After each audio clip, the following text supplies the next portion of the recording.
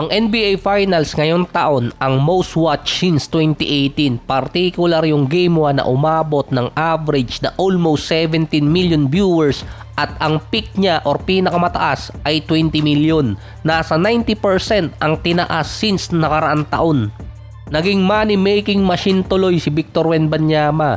Inamin din ng NBA na nagkamali sila na hindi tinawagan ng foul si Wemby dahil sa ginawa niya kay Jalen Bronson. Parang batang binatukan ni Wembanyama, tumatawa na lang si Wemby kay Bronson after batukan at parang pinakaagat na lang ni Wemby na magkamali pa rin si Bronson. Totally pinisikal ng San Antonio yung Knicks nung Game 3. Nasa basketball forever na rin naman to na di umano may conspiracy ang mga fans regarding kay Wemby na iniiwasan siyang tawagan ng flagrant foul ng mga referee.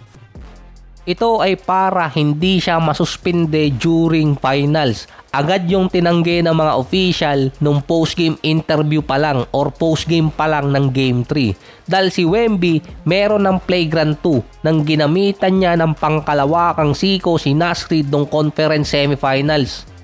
Yung kay Ranedel De Ocampo, pambansang siko. Itong kay Wemby, intergalactic. Nabigyan siya ng flagrant 2 foul nun at na-eject pa sa game. Pero hindi siya nabigyan ng multa or hindi rin nasuspinde.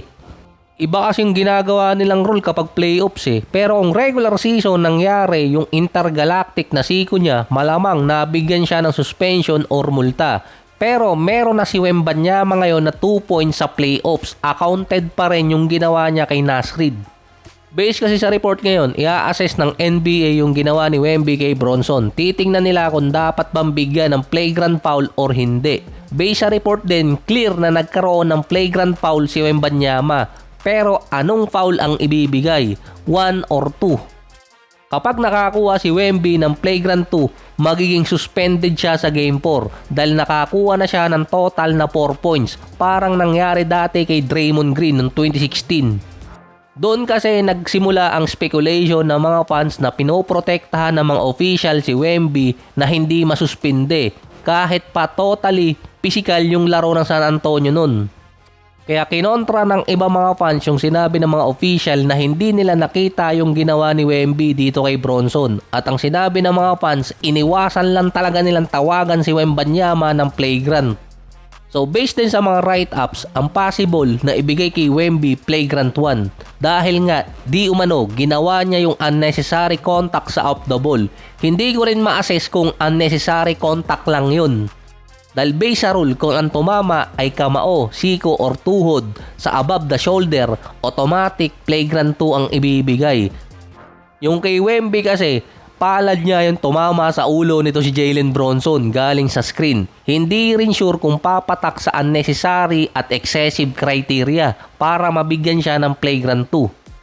So base lang to sa report kung mabigyan si Wemby ng flagrant foul 1, safe pa rin siya papasok ng Game 4. So kung 1 lang ang ibibigay kay Wemby, meron lang siyang 3 points. Kapag humaba pa yung series at disgrasyang nakakuha siya ng flagrant 1 ulit, may 4 points na siya, 1 game suspension. Wag lang siyang makakakuha ng flagrant 2. Dahil kung flagrant 2 ang makuha niya ulit after siya mabigyan ng flagrant 1 na meron na siyang 3 points, magkakaroon siya ng total na 5 points. Na base sa rule, 2 game na suspension ang posibleng ibigay sa kanya, kaya hindi na niya aabutin yung katapusan ng series. So nakabase yun sa rule, hindi yun nakabase sa actual na mangyayari. Yun lang ang pwedeng pagbasihan. Pero kung ikaw ang NBA, malamang hindi mo isususpinde si Wembanyama. Ang laki ng kinikita nila ngayong finals. Mukhang na-pressure yung mga official dahil nga sa mga clip na lumalabas tungkol dun kay Bronson. Yung mga players naman nagsalita na tungkol sa naging gulo sa New York after ng Game 3.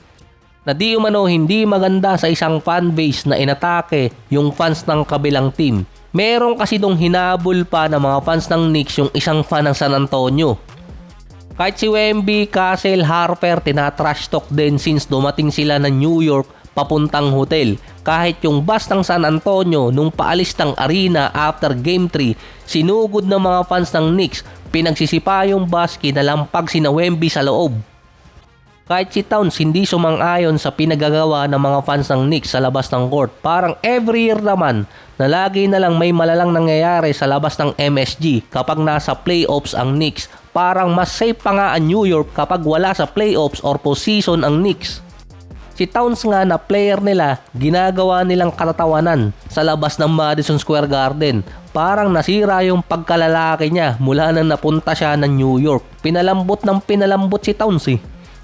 Sumali pa si Trae Young kasi galit pa rin sa kanya yung mga fans ng Knicks.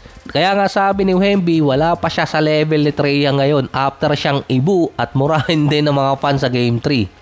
Lumabas kasi yung interview ni Trae Young na tatargetin niya ang Knicks next season sa unang full year niya sa Wizards. Mukhang kampanteng makakakuha ng contract.